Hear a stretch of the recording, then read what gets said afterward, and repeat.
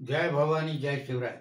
छत्रपती शिवाजी महाराज, छत्रपती संभाजी महाराज, राजमाता जिजाऊ माँसाहेब यांना मुद्रा करून व धार पवार घराण्याची कुलदेवता माता गडकालिका व मा तुळजाभवानी यांना वंदन करून मी व्याख्याता प्राचार्य दादासाहेब कोरेकर पवार आज पवार घराण्यातील एक शाखा नगर देवळे यातील एक जागीरदार श्रीमंत शिवराव कृष्णराव पवार यांच्या जीवन कार्याचा आढावा घेण्यासाठी इथं उपस्थित आहे. त्यांचा जन्म 28/8/1908 व मृत्यू 10/2/1956 रोजी झाला. या कार्यकाळामध्ये यांनी नगरदेवळा या जहागिरीमध्ये जे कार्य केलं त्याचं विवेचन मी आज करू इच्छितो. खरं म्हणजे नगरदेवळा हे घराणं हे सुप्यातून बाहेर पडल्यानंतर त्यांना मिळालेली केरोजीराव पवार, सरदार केरोजीराव पवार 12 सहस्त्री यांना नगरदेवळा ही जागीर मिळाली. छत्रपती राजाराम महाराजांच्या काळामध्ये बुवाजी पवार, रायाजी पवार आणि केरोजी पवार या 3 सरदार बंधूंनी संपूर्ण माळव्यामध्ये आपला धाक निर्माण केला. खानदेश माळवा प्रदेश घोड्याच्या टापाने पवार बंधूंनी तुडून काढला आणि असा पराक्रम करून स्वराज्य वाढीचं महान थोर कार्य केलं. म्हणून राजाराम महाराजांनी या बंधूंचा सत्कार करून बुवाजींना सुपे आणि त्याचबरोबर सुपे तालुका पारनेर जिल्हा अहमदनगर ही जागीर त्यांना दिली आणि त्याचबरोबर नगरदेवळा तालुका पाचोरा जिल्हा जळगाव ही जागीर केरोजी पवार यांना दिली आणि तिसरी जागीर पुणे जिल्ह्यातली वाघाळे ही रायाजी पवारांकडे आली. अशा प्रकारे त्यांची विभागणी झाल्यानंतर एक घराणं जे नगर जिल्ह्यातून जळगाव जिल्ह्यात स्थलांतरित झालं ते म्हणजे नगरदेवळा या नावाने प्रसिद्ध झालं. आजही त्यांना सेना 12 सहस्त्री म्हणून ओळखलं जातं. या पवार घराण्याची इथं एक गडीवजा कोट आहे. 3 एकरामध्ये हा कोट असून एकूण परिसर 12 एकर आहे. अर्थात नगरदेवळा म्हणजे देवळांचे नगर. हे अन्नावती नदीच्या काठी वसलेलं एक नगर आणि एक ऐतिहासिक ठिकाण की जेणेकरून इथं पवार घराण्याचा दबदबा निर्माण झाला तो आज तागायत आहे. हे जळगाव पासून 70 किलोमीटर अंतरावर नगरदेवळा हे नगर आहे आणि 40गाव पासून 45 किलोमीटर अंतरावर आहे. अशा प्रकारे याचा अंतर नगरदेवळा या 2 ठिकाणापासून आपल्याला दिसून येतं. तेव्हा असं एक ऐतिहासिक पार्श्वभूमी असलेलं हे नगर आणि त्या नगराचे जागीरदार शिवराव कृष्णराव पवार याची खरं म्हणजे आज जयंती आहे आणि त्या निमित्ताने काही बोलावं म्हणून मी प्रयत्न करतो. शिवरावांचे वडील कृष्णराव व आईचे नाव लक्ष्मीबाई ह्या घाटगे घराण्यातील होत्या.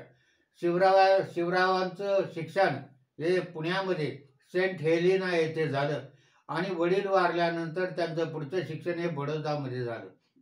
अशा प्रकारे आपलं शिक्षण पूर्ण करून माध्यमिक आणि महाविद्यालयीन शिक्षण पूर्ण केल्यानंतर ते जागिरीचा कारभार पाहण्यासाठी नगरदेवळा येथे आले आणि त्यांच्या जीवन कार्यामध्ये सामाजिक आणि राजकीय कार्याची सुरुवात झाली.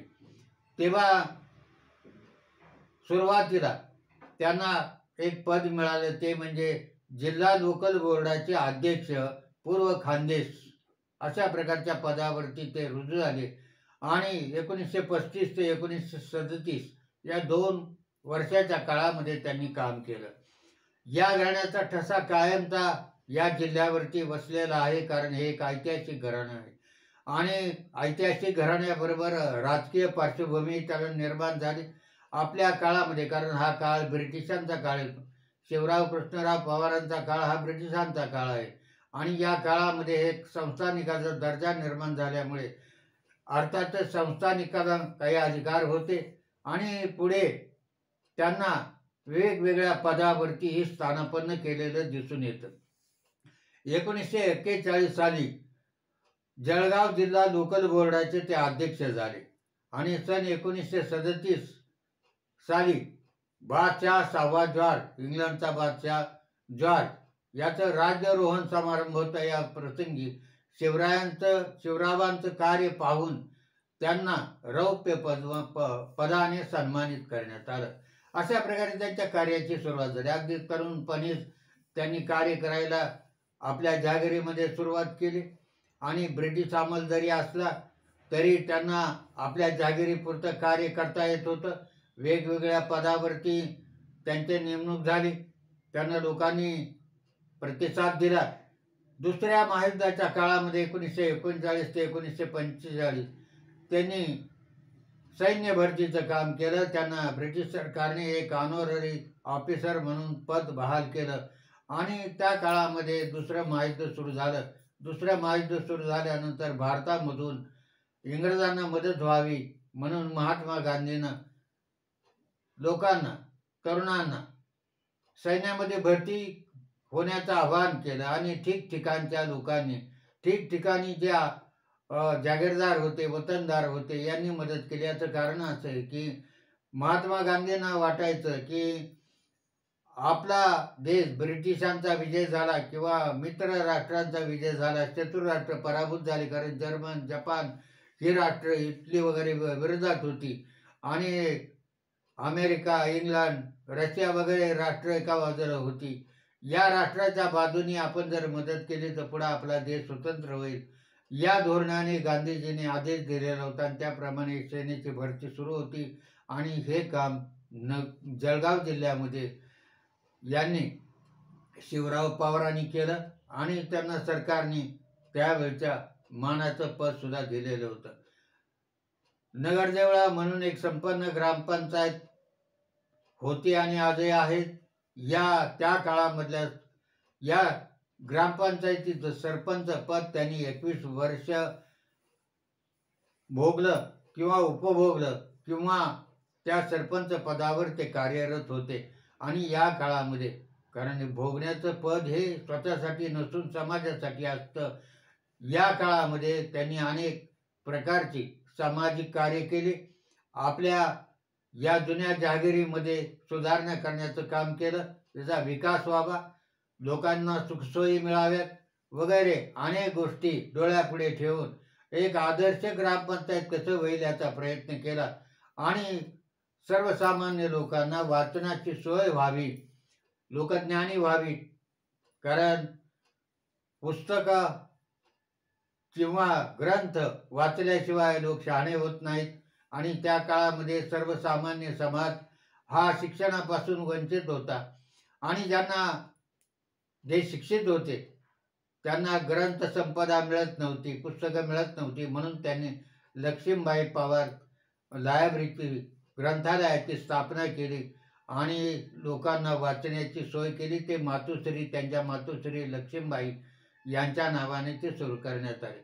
याच काळामध्ये नगरदेवळामध्ये जी काही बांधकामं झाली ती म्हणजे झेंडा बुरुज, नगरखाना, राम मंदिर याचा जीर्णोद्धार त्यांनी केला आणि अशा प्रकारे आणखी काही कामं त्यांनी केली. त्यांचा विवाह सुशीला राजे, सोंडूर संस्थानचे अधिपती व्यंकटराव घोरपडे यांची कन्या, हे त्यांच्या प्रथम पत्नी.